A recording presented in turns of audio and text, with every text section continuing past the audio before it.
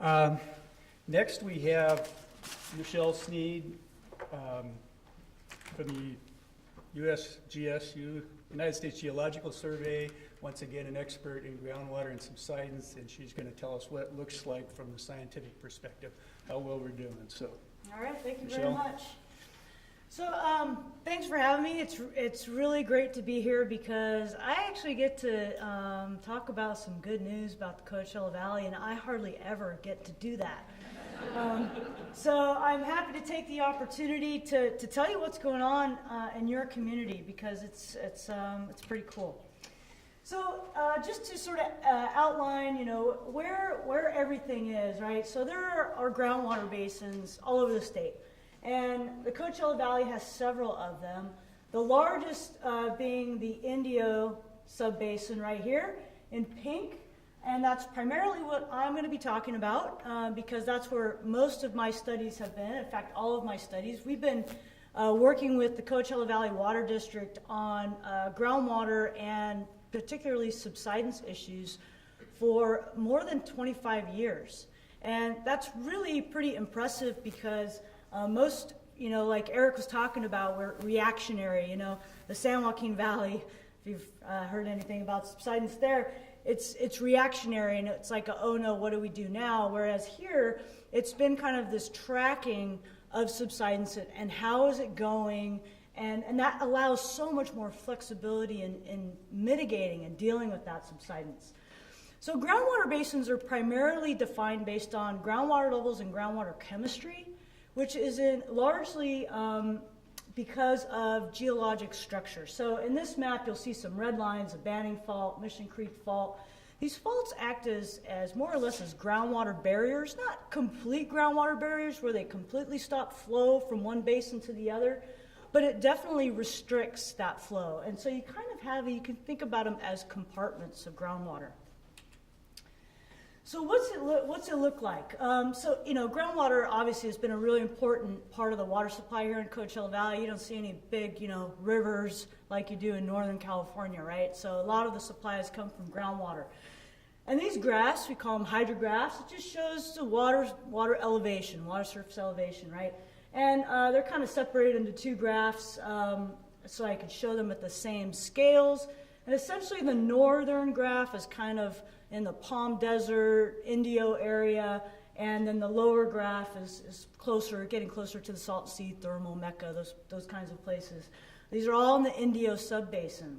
So what you can see is that groundwater in the early time, 1925 or so to 1949, groundwater levels were declining in parts of the valley. Up here, not so much, kind of flat. There's more development down in the southern part of the valley. Well, in 1949, water started to be delivered through the All-American Canal from the Colorado River. So we could lay off the pumping a bit because we now had this new supply of water, and you could see water levels rose, so they recovered. And then, sometime around 1970-ish, population was growing, demands were growing, and they exceeded supply again. So then you can see water levels declining.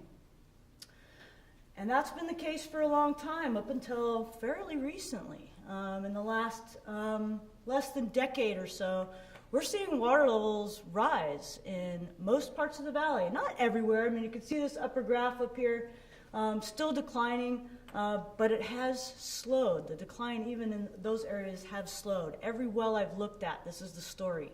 Either water levels are coming back up, or the water level declines have slowed down. And I'm going to tell you why that is. An important part of this is that, when water levels started to recover after 1949 or so, as we get into these lower, parts, these are historical lows. And when I talk about subsidence here in a minute, that's an important distinction. If water levels maybe came to here and then started going back up, we probably wouldn't have had subsidence. So I'll explain a little bit about that. So the Aquifer System, now we've seen, where the subbasins are and what water levels are doing. It's composed of this mix of gravel and sands and clays and silts. And some places have more sand, like you see, that's a big layer of sand right there. So that's a pretty sandy area. This other well here has a lot of clay. So it just kind of depends on where you are and what the geologic conditions that deposited these sediments in the valley. And so this is called an alluvial aquifer system. These alluvial sediments are brought out of the mountains by streams and deposited in the valley. They essentially filled up the valley full of sands and gravels and clays and silts. So to get us all on the same page, so Eric showed a picture of me doing this recently, but this is kind of the famous picture of Dr. Joe Pullen, and he's using a telephone pole to show where the ground was in 1925. That's 30 feet above where he's standing. So this is the San Joaquin Valley. This is not here. It hasn't been anywhere close to like this in the Coachella Valley.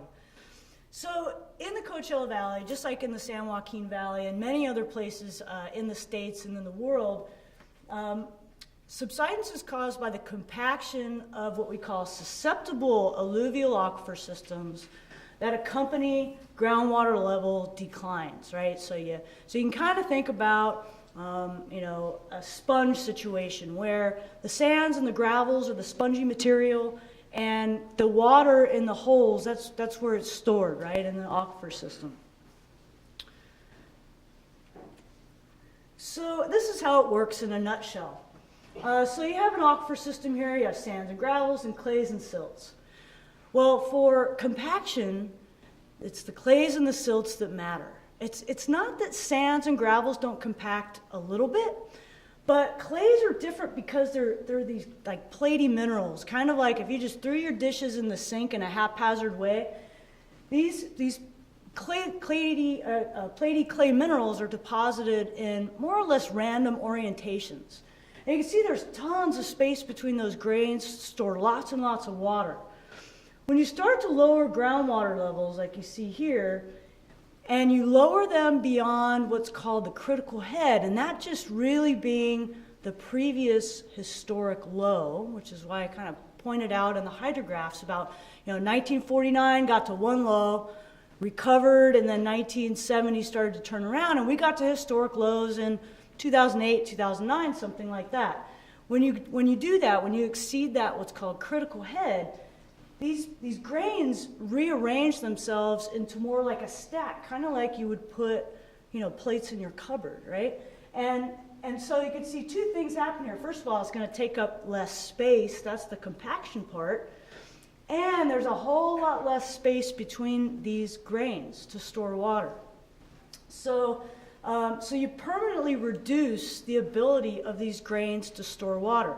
Now, even if water levels came back up, let's say they came back up, you probably push these apart a little bit. The water pressure, as water levels increase, the pressure of the water increases and will push apart the grains a little bit, kind of like blowing up a balloon. And when water levels decrease, they'll get back closer together again.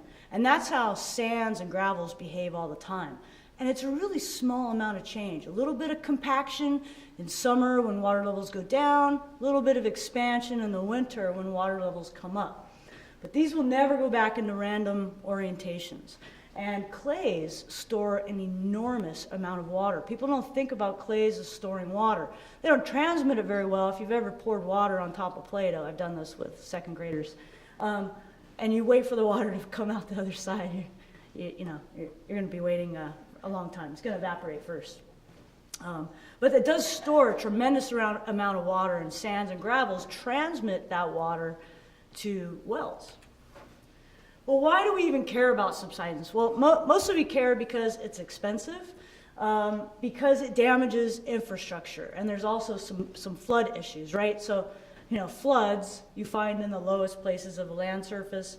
As some places are getting lower, or those low spots are changing across the landscape, because subsidence doesn't happen the same everywhere. It happens in some places more than others, partly because of water level declines and partly because of geology, right? I showed you there's some places have more clay than others. So it's very differential. And it's this differential subsidence that kind of messes everything up. Canals are particularly sensitive to subsidence because they're built on these really slight gradients, because we like to use gravity to move water. It's cheap and relentless. But if you start to lower part of a canal, right? Because it's not all the same. If it was all the same, nobody would care, but it's just part of it. Then you start to have pooling issues, and that canal loses its capacity to transmit as much water as it was designed to. So canals are particularly sensitive to subsidence, to differential subsidence, but anything you can imagine that crosses an area of differential subsidence across the landscape, right, that's not flexible, like roads, railways, pipelines, all those kinds of things also are impacted by subsidence.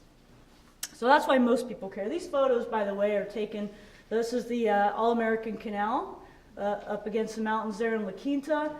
These are some photos of some offset sidewalks in La Quinta because of subsidence, cracked sidewalk. And then there's also the natural resources problem that I've alluded to already. I've talked about the reduced aquifer system storage capacity.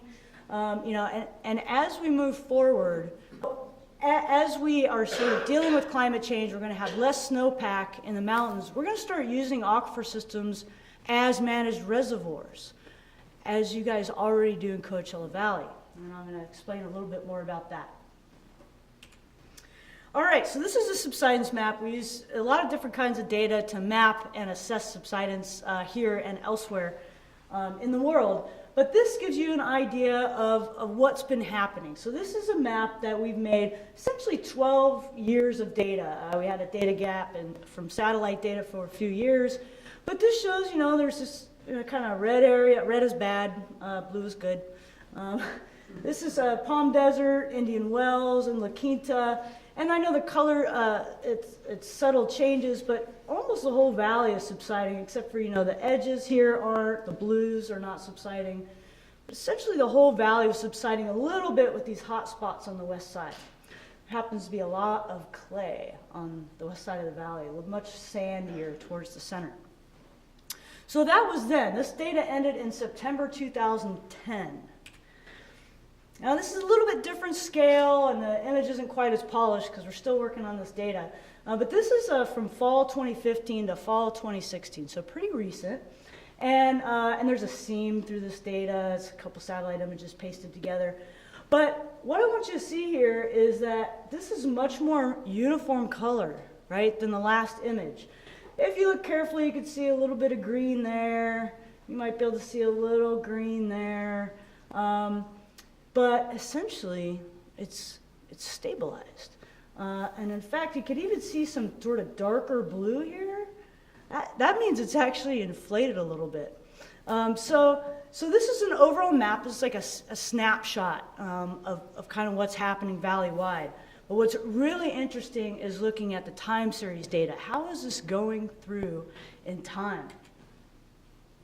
So before I show you that data, the reason that this has changed is because of percolation ponds. And this is called managed aquifer recharge. This is what has been going on in Kern County for a long time. This is how water problems in California are going to be. This is where our new reservoirs are. This is what we need to do. And this is what's happening here. And it's so cool that it's actually making a difference in the data. I just can't tell you enough how happy that makes me. So there's 4 major percolation ponds in the valley, and actually 2 are quite a bit bigger than the other 2. There's a big one, Whitewater, recharge basins. There's a smaller one, and then this guy right here, this Thomas D. Levy Groundwater Replenishment Facility, has been in operation since October 2009. And I'm going to show you what happened almost immediately in October 2009. So here's the valley again, and there's a couple of continuous GPS sites. So this is GPS just like it's in your car, helps you find the taco shop. But it's really, really high precision, and it's measured every 15 seconds. And these are actually put here by a group that are looking at plate boundary motions. So, we have the San Andreas Fault over here. They're interested in the relative movement of the Pacific Plate and the North American Plate. That's why they put that stuff here. We just borrow their data, piggyback on their data for our purposes. So I'm going to show you a continuous GPS site as well as a nearby well at 2 locations. So this is College of the Desert, and this is by the airport near Thermal. So the brown in both of these is subsidence, and the blue are groundwater levels. So here you could see this, subsidence happening at a pretty good clip here. We're looking at almost a half a foot in, 10 years, 15 years, something like that. But at the very end, you can see it flattens out. Well, if you notice the groundwater level, it's starting to come up right about that same time. This is really, really far from these recharge ponds, by the way. So this isn't the only thing that's going on. There's all kinds of programs that have been implemented that are improving the situation here in the Coachella Valley. Down here, you can really see the difference. Here's this subsidence, and bam, right in 2009, and that's really these recharge ponds. That's what made the difference in this part of the valley. And you could see groundwater levels come up. At that same time, you could see these water deliveries at the recharge facility spiked in mid-2009. Our last study ended in 2010, and I could see in that last year, something's happening, and I can't wait to see what the future holds. And sure enough, that's held true. It's essentially erased the subsidence that occurred during this time. Land surface is almost back to where it started. So very cool. So I'm going to just give you a close-up on the last, since 2009 or so. So you can kind of see it. The scale is a little bit wonky, so it's a little bit hard to see, but you can see that the slope has definitely flattened out for the subsidence. Water levels are on the recovery. And even more so down here, you can see clearly that the land surface is inflating, it's coming back up, and water levels are recovering. All right, so we also do these high precision GPS surveys every 5 years because, this is only 2 locations, right? And you don't want to really, bet on just 2 locations. So we have about 24 benchmarks that we use high precision surveying every 5 years. And I'm going to show you data from the last 5 years. So we did one in 2010 and another one in 2015. And here's what we found. We found 3 subsiding benchmarks, 4 uplifted benchmarks, and everything else was stable. And you may think, well, there's still 3 subsiding benchmarks. That's not so great. Well, check it out. So you could see this rate of subsidence until 2010 was pretty steady, right? Kind of steep. That is half the rate it used to be. Half. In just 5 years. That is really impressive. And then there's the green down here. This is an uplifted mark. You could see there it bottomed out in 2015. We could already see a little improvement by 2010, but still kind of in the error, right? These are error bars, and we're really precise about this stuff. But this definitely made it out of the error bar, and absolutely it's true, it's uplifting. And even this mark, you could see, so this is at Jackson and 54th. This has been a problematic area for a long time. And you can see subsidence, and then it flattened out. And it looks like the line is going up a little bit, but it's within our margin of error, so we just call it stable.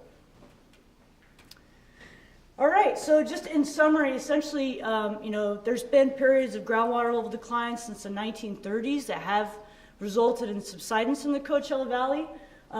But in the last decade or so, groundwater levels in many parts of the valley have either stabilized or risen. This is in large part to managed aquifer recharge through these percolation ponds.